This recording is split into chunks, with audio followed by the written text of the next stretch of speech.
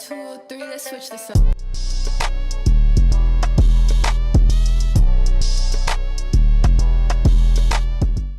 Hey y'all, what's up? Welcome back to my channel. My name is Narcisse if you guys are new here, and today we are talking about all things travel.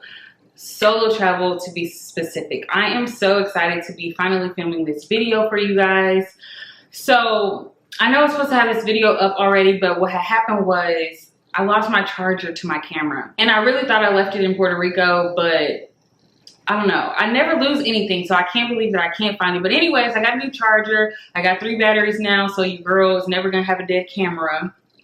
But let's talk solo travel, how to plan a solo trip. Before we get into the video, make sure you guys like, comment, subscribe, join the family. Join the family. I have put together some notes here on my computer, so forgive me if I'm looking this way. But I put together some notes for you guys. I tried to compile everything into this video. My intention was to be really informative with my vlogs, but in addition to my vlogs, I've gotten so many questions, which I'm so grateful for. So I wanted to put together another video and just let you guys know exactly how I went about planning my very first solo trip. So without further ado, let's just jump right into the video and into my computer. The very first thing when planning a solo trip is choosing your destination. There is actually quite a few ways that you can go about choosing your destination. For me, I chose San Juan, Puerto Rico because initially it was supposed to be a group trip that actually turned solo. So when we all purchased our tickets initially, it was during a Southwest summer sale and the flights to Puerto Rico were roughly $250. So that was the initial reason for my trip. You can check for airline sales, you can use Google Flights, you can use Instagram pages. Like, there's so many ways for you to choose a destination. What I like to use is Google Flights, and I want to show you guys exactly what I do. There's like an option for you to look at the entire globe, so you can figure out where you want to go, what's in your budget, the time frame, all of that. So let's go to Google Flights. Once I get to Google Flights, for instance, since I'm flying from Dallas, you would put in your departure location here. You don't have to put in a where to location if you don't know where you want to go, but you can put in your where to location and then you'll add in your date. So right now this just says November 19th through the 23rd. We're just going to leave it there just because this is just a hypothetical situation. So just press search if you don't know where you want to go. Well, you can see here it pulls up the entire United States. We have Canada here, we have Mexico, all that. So you can see from here, I can go to Atlanta for $112 during these dates. I can go to Seattle for $288 during these dates. Vegas, Denver, like it shows you the entire globe. So if I zoom out a bit, give it a time to load, it shows you everywhere. So wherever you want to go, like if you wanted to go to Anchorage, $686. If you wanted to go to Lima, Salvador, Cape Town, like literally, you can just scroll the entire globe until you figure out where you want to go. A lot of times, and I'll be honest, like every other day, I go on Google Flights and then I just go and see like what's a cheap flight, maybe under $250. I'm like, where can I go next for what day? I really like to use Google Flights, and then another thing that I like to use is Instagram pages. So there's a few pages that I follow. Cheap VFW is one, and there's a couple others. I'll make sure I link everything in the description box. But they always post when there are flight sales. So that's something that I can always jump on. Say if a flight's only $100, I can jump on and say, okay, this is where I want to go. Another thing is just knowing your destination, just knowing where you want to go.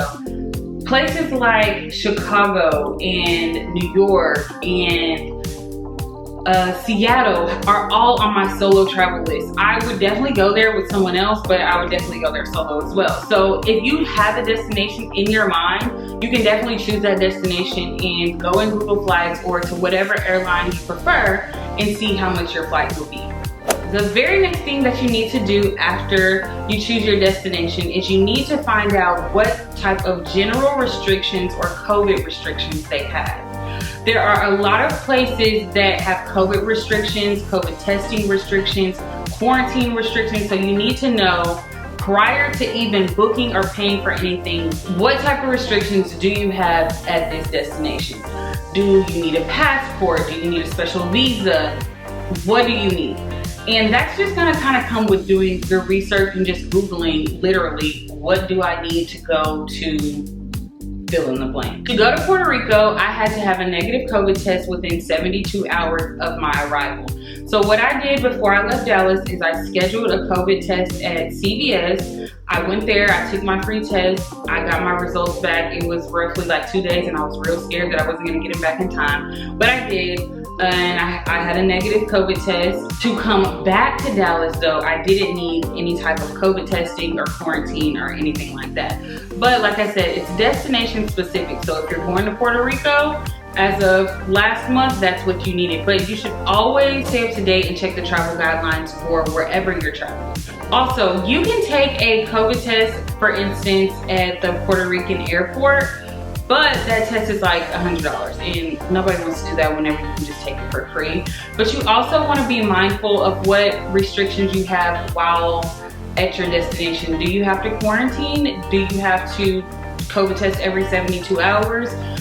Like, what do you need to do while you're at your destination? You need to know this before you plan to go there, because if you're only going to be there 72 hours, you don't have 72 hours to quarantine.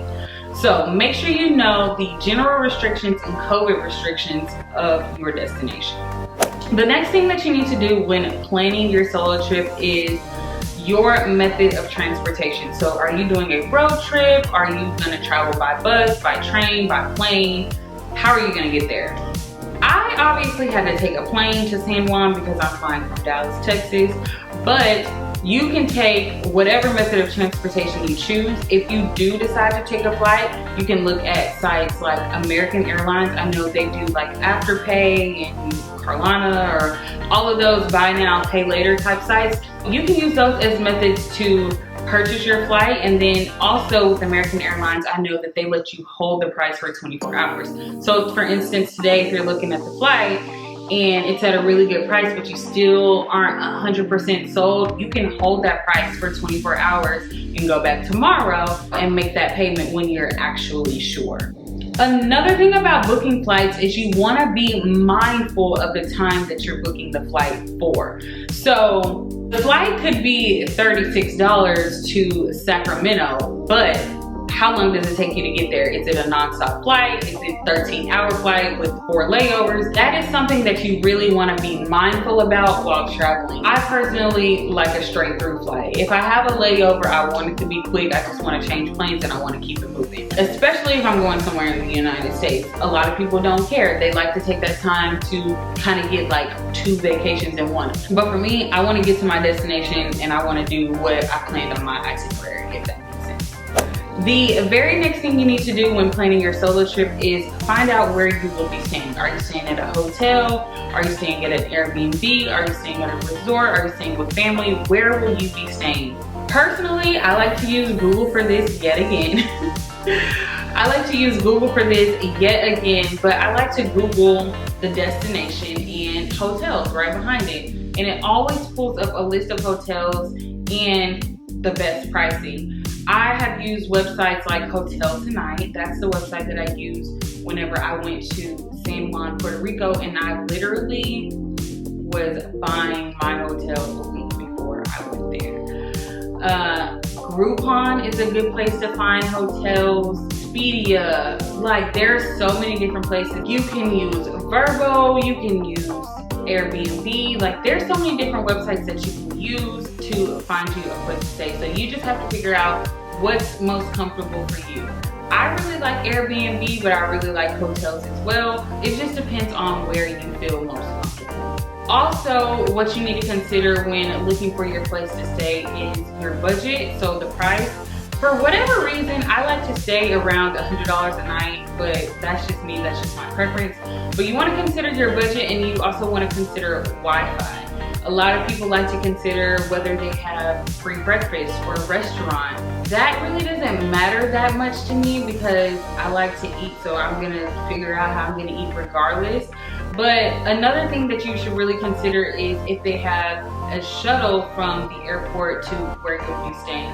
If they can schedule some type of service to pick you up if it's an Airbnb. So those are things that you need to consider whenever you're finding a place to stay. Personally, I stayed in Tropico Beach Hotel in San Juan, Puerto Rico. I'll make sure to link it in the comments, but I literally considered an Airbnb. I literally just needed a place to stay at that point because I was doing everything last minute and just on a whim. So not saying to be like me, but if you are looking for a last minute hotel, Hotel Tonight is a really good website for you to use. The next thing that you want to do when planning a solo trip is you really want to do your research. Google and Facebook are literally going to be your best friends. Right behind that, there's going to be like YouTube and TikTok and things like that. You want to do your research and know what's going on in your travel destination. I have joined Facebook groups that are specific for travel. I am in a group called Black Girls Who Travel Solo, Black Millennials Who Travel, the Black Travel Movement. I also join groups that are specific to my travel destination. So for instance, when I went to Puerto Rico last month, I joined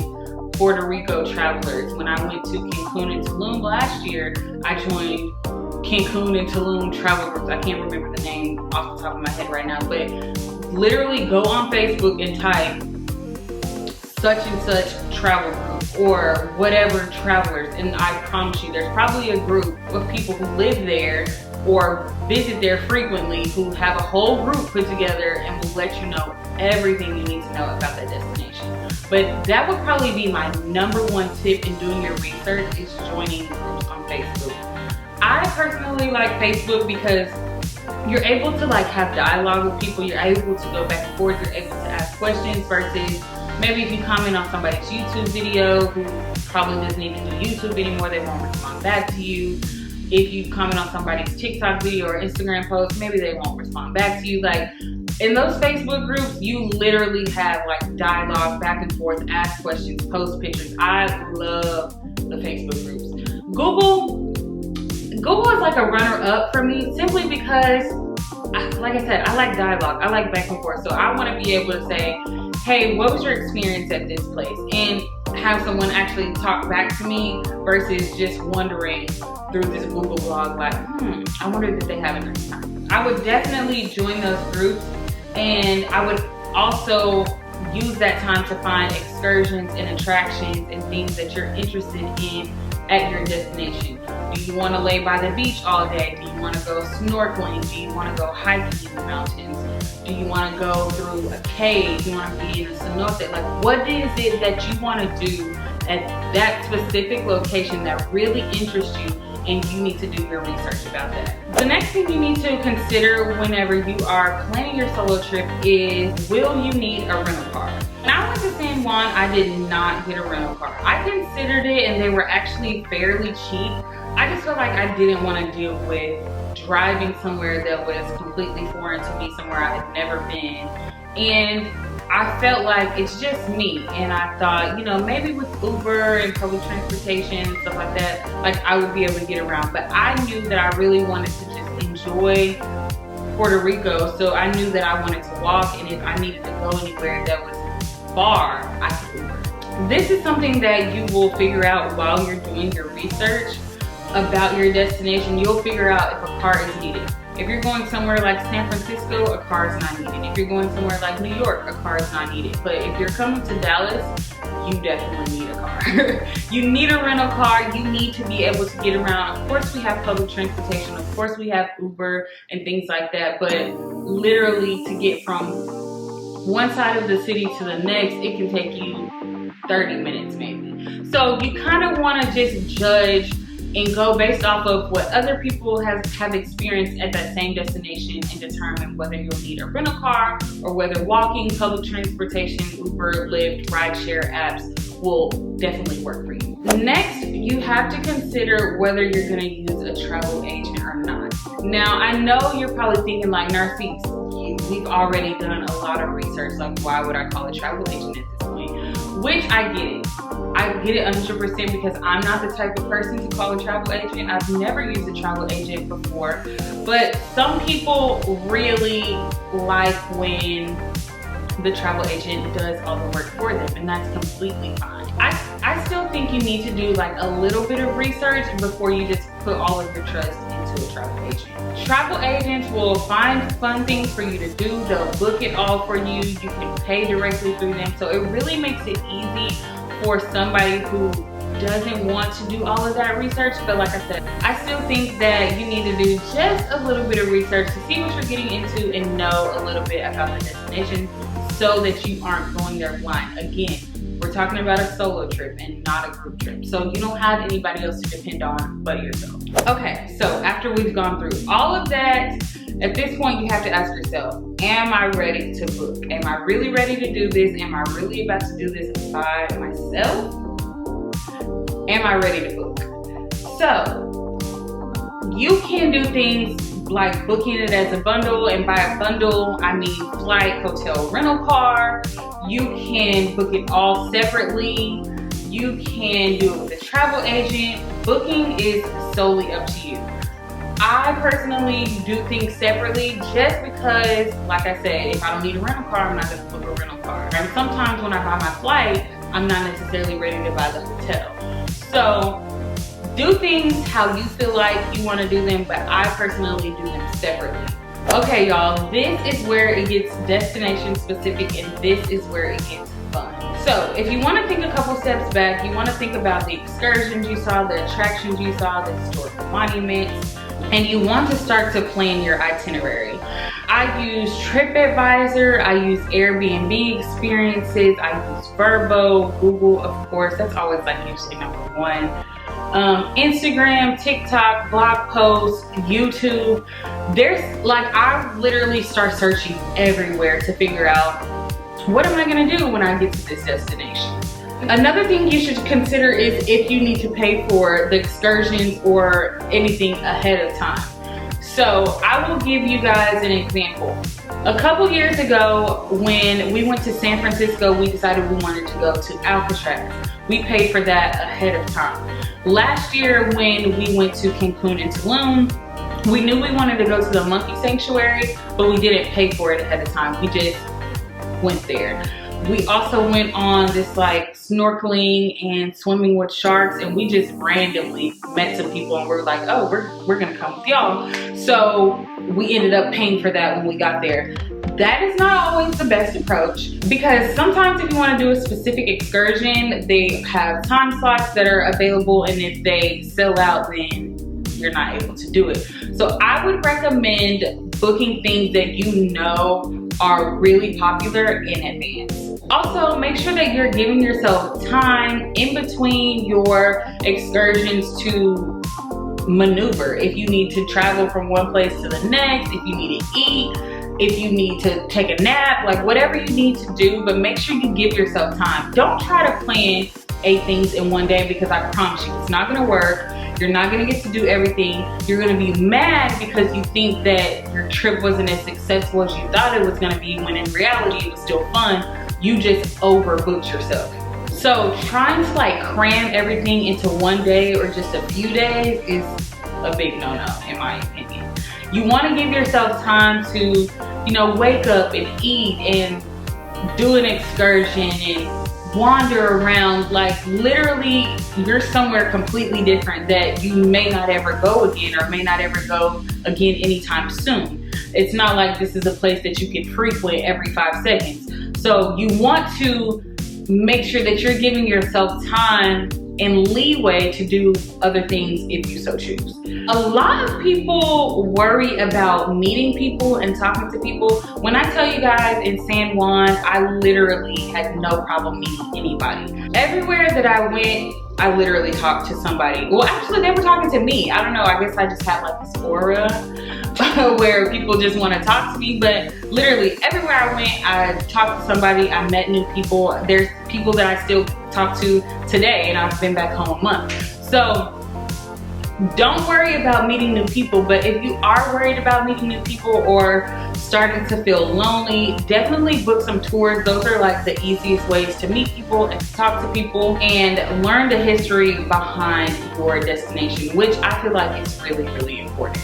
I will put my itinerary in the description box because a lot of people have been asking, but in San Juan, I went snorkeling, I went to the rainforest, I ate authentic Puerto Rican food, I ate some American food, like I went to the beach, like I just did so many different things, and I swear I was like all over the island like I was a local. So if you're interested in anything that I did and you may want to do yourself, I will put that in the description box so that you can click through there. And then I'll also put some things that I didn't get a chance to do but I really wanted to do in the description box as well. I would also take this time to kind of learn a little bit about the destination that you're going to. For instance, in Puerto Rico, they speak Spanish. You don't have to speak Spanish in Puerto Rico. About 98% of the people in Puerto Rico either spoke to me in English or they didn't speak to me at all, and they just like kind of did their hand like this, like I need to see your ID. But I spoke to them back in Spanish just simply because I kind of feel like it's almost like a respect thing. Okay, so let's talk safety. A lot of people were extremely concerned about my safety, and as was I, but this was, I don't know, y'all. I kind of feel like I have this thing, and I'm pretty sure I get it from my dad, but I have like this very resilient, nothing's gonna happen to me, I'm gonna be fine type mindset. So I didn't really tell anybody that I was going to Puerto Rico alone until the day before I left, and I just shared my location and I got on the plane. Number one, before you go anywhere, make sure that you can share your location with somebody who is really gonna check for you. And I mean heavy on really gonna check for you. I shared it with my mom, I shared it with a couple of my other friends, but I knew for a fact that I needed to share my location with somebody who was gonna actually check for me, even if they hadn't heard from me that day. I will say that crime is everywhere, so I wouldn't let that deter you from taking a solo trip. You just wanna be mindful of where you're going and things like scams that they may be running there. Just be aware of what's going on in that place so that you're not blindsided. If you do not have an iPhone and you can't, I don't know how Androids work, but if you don't have an iPhone and you can't like literally share your location with somebody, make sure that you download an app and that other person downloads the same app so that they can check your location and see where you are and you can share your location. I know personally, I would call or send a text and say, hey, I'm at Luquillo Beach. My phone is about to die. I'll let you know when I'm headed back to San Juan. Or I would always send pictures or take videos or FaceTime whoever and say, you know, this is where I'm at. These are my surroundings. I would speak on people that I had interactions with. So just in case, Lord forbid, anything were to happen, somebody would know this is where she last was. This is what she last said. This is who she was last around. If anything were to happen, somebody would be able to recall that versus me not talking to anybody for the entire day or for the entire duration that I'm there and everybody just being clueless as to what's going on with me because I am by myself. Another tip for safety is sharing your location on social media. So when I was in Puerto Rico, I didn't initially share every place that I went or everything that I was doing. I would share a little bit here and there, but I never tagged myself or my geolocation because I just felt like it made me feel a little bit safer. As you guys know, on Instagram, like you can look at the geolocation and you can look at the people who have posted stories in that location. And just to be safe, I didn't know if anybody would be like checking that or anything like that. So I just kind of waited until maybe a day or so later, and then I would post the stuff from the day before so that everything was kind of like a day or so behind. The last thing on a safety tip when traveling solo is you really gotta exude confidence. Don't tell everybody that you're on a solo trip. I know it's like super exciting, and I kind of did this a lot because I really forgot that I was like by myself in the first place. But you don't have to tell everybody that you're on a solo trip. To be quite frank, this is when it's okay to lie. Like you can say, hey, can you point me to this hotel? I have to meet a friend there. hey, I'm waiting on my friend, he's in the bathroom. Whatever, this is when it's okay for you to lie. When it comes to your safety, it is okay for you to lie. Those are just things that'll just kind of keep you safe and just make you feel a little bit safer, even though you know that you may be there on your own, but definitely exude confidence. Like, act like a local, act like you belong there, act like you're not afraid of anything, because when you're not a local or when you look scary or you look timid, you definitely stand out from the crowd. So exuding confidence will probably be my #1 tip as far as safety goes when traveling solo. Another thing is you don't want to get too drunk. You always want to watch your drink. Just really be mindful of where you are and your surroundings, and conduct yourself as you would if you were at home going out alone. A lot of people were also worried about getting robbed. I learned this trick from another YouTube channel, but you can use like a dummy wallet or a dummy purse, and just take a wallet and put like expired cards in it, or fake cards in it. So if anybody like tries to come up to you and rob you or anything like that, you can just hand it off to them and they'll go on about their way and you can go on about yours. And you can hide your money in a different spot on you, or in a different purse or something like that. But just, I don't want to put this out there negatively, but just in case anything like this is to happen, that's something that you can definitely do to kind of make you feel a little bit more safe. You can also get things like body alarms and door jam locks. I will link some in the description box from Amazon so that you guys can check it out if it's something that you are interested in. But things like mace and a knife and stuff like that, you can't check in your bag, let alone take on a carry-on. So if you want to feel a little bit safer, if you need something that's going to make you feel a little bit safer, definitely check out those self-protection items. Okay, let's talk currency. In Puerto Rico, since they are a U.S. territory, you don't have to exchange your U.S. American dollar, because they use the U.S. American dollar as well. But for instance, last year when I went to Cancun and Tulum, you exchange the American dollar for pesos. Now, you don't have to exchange it, but you end up spending more money in American dollars than you would in pesos. And I would advise you to exchange your money before you leave your home airport. Now, sometimes the exchange rate is like a little bit different, but it's really not too much far off to where you're like losing too much money. You don't want to be in a situation to where you have a late flight and you get to your destination late and the exchange counters are closed and you're not able to exchange money, so you just have to automatically start spending your American dollar, which in this case would be more, and you're just spending more money. But also, you want to always have some backup money in your suitcase or on a different card or something like that, just in case you happen to lose your wallet or you misplace it or you drop it, whatever the case may be. You want to just make sure that you always have backup money. Okay, so now we are at the part of packing. I always make a packing list in my phone in my notes section, and I go through and I check off each item as I pack. You always want to make sure that you're packing 2 forms of identification. So for me, that would be my passport and my driver's license. Just in case you lose one or the other, you still have some form of identification to where you can come back to the States or come back to your home and just reorder it again versus being stuck at the destination.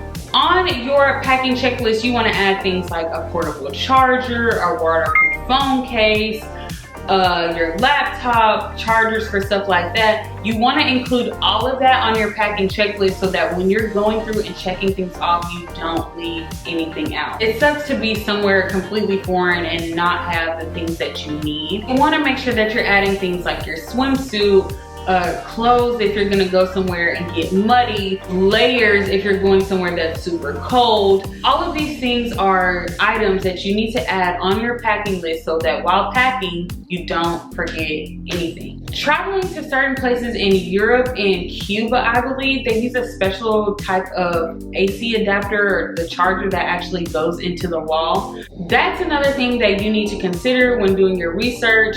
If you will need any type of charging devices or any type of extra equipment to make sure that your devices are staying 100% charged and accessible for you to use. The very last thing that I want to speak on is cell phone service. Now, I know that all cell phone providers are different. You want to speak with your cell phone provider to figure out what exactly you need to do. If you have international rates, will you be able to use your phone service? Will you be able to text, Wi-Fi? Like, you need to make sure you know all of that before you even leave. If you need to do something like buy a SIM card once you land, that's something you need to know automatically so that you can check in and let people know that you've made it to your destination safely and things of that nature.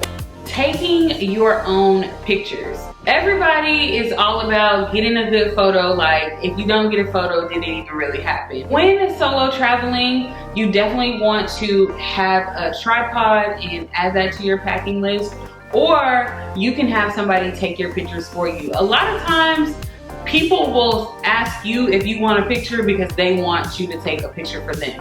So don't necessarily worry about whether you're gonna get the picture or not, because if you don't have a tripod, which is 100% guaranteed you're gonna get the shot, somebody's gonna ask you or volunteer to take your picture. I had to take some pictures of myself when I was in San Juan, but I did meet up with some friends from a solo travel group and she had a tripod, so it was easy for us to all kind of take pictures together. I will link my vlogging tripod in the description, but I'm also gonna link the tripod that I just purchased as well so that you guys can purchase it too. Okay, y'all, I think that is it. I think I pretty much covered everything. I think I pretty much told y'all exactly how I did everything, what I would advise. If I missed anything, please don't hesitate to comment down below, ask me more questions. If you feel more comfortable, you can definitely DM me on Instagram. If I need to make a part 2 to this video, I definitely will. But thank you guys so much for watching and subscribing, and I will see you guys in my next one.